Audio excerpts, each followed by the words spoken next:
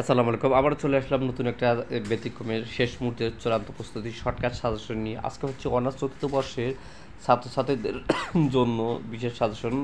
এর হচ্ছে ইতিহাস, বাংলার ইতিহাস বিষয় কোড 24-15-03। শেষ সময় আপনি জাস্ট দেখে যাবেন, এখান থেকে মোটামুটি ভালো কমেন্ট পাবেন। খ ক বিভাগ এখানে নাই। ক বিভাগের জন্য আপনার বোর্ড প্রশ্ন পড়বেন 2014 থেকে 20 সাল পর্যন্ত করলে হবে। 4টা বোর্ড পড়ে যাবেন, আর কিছু লাগবে না। ক বিভাগের 1 নম্বর আছে স্বাধীন আন্দোলনের কারণসমূহ আলোচনা করো। 2 নম্বরে বঙ্গভঙ্গের কারণসমূহ। 3 নম্বর 1906 সালে মুসলিম লীগ প্রতিষ্ঠার পটভূমি। 4 নম্বরে খেলাফত আন্দোলনের কারণগুলো লেখো। 5 নম্বরে বাংলা ইতিহাস খেলাফত আন্দোলনের প্রভাব বর্ণনা করো। 6 নম্বরে বেঙ্গল প্যাক্টের প্রধান ধারণাগুলো আলোচনা। 7 নম্বর স্বরাজ দল গঠনের প্রেক্ষাপট।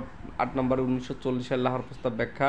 9 নম্বরে শিক্ষাক্ষেত্রে একে ফজলুল হকের অবদান মূল্যায়ন। 10 নম্বরে 1937 সালের নির্বাচনে কৃষক প্রজা পার্টির নির্বাচনী ইশতেহার কী ছিল।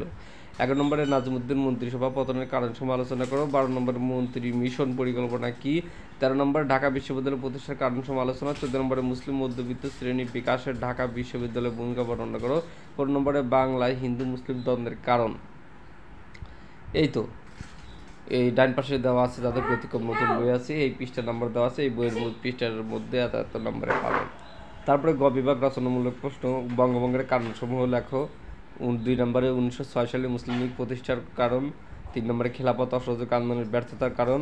4 নম্বরে 1923 সালে বেঙ্গল প্যাক্ট আইন পটভূমির গুরুত্বপূর্ণ আলোচনা।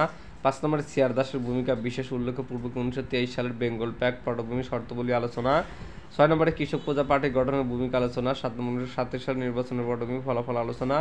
8 নম্বরে বাংলায় 1946 সালের নির্বাচনের ফলাফল। 9 নম্বরে সৌরাদি মন্ত্রিসভা 1946 থেকে 47 গঠন কার্যক্রম। 10 নম্বরে অবিভক্ত বাংলা রাষ্ট্র গঠনের পরিকল্পনার উপর একটি প্রবন্ধ লেখো। এবং 11 নম্বরে মন্ত্রী মিশন পরিকল্পনা 1946-এর প্রস্তাব আলোচনা করো এবং এই পরিকল্পনা ব্যর্থ হয়েছিল কেন।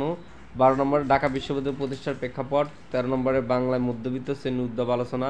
14 নম্বরে 1947 সালের বাংলা বিভক্তিকরণের কারণ ফলাফল এবং 15 নম্বর 1943 সালের দুর্ভিক্ষের কারণ ফলাফল আলোচনা করে। এই কয়েকটা প্রশ্ন করলে ইনশাআল্লাহ আশা করা যায় ভালো কমেন্ট পাবেন।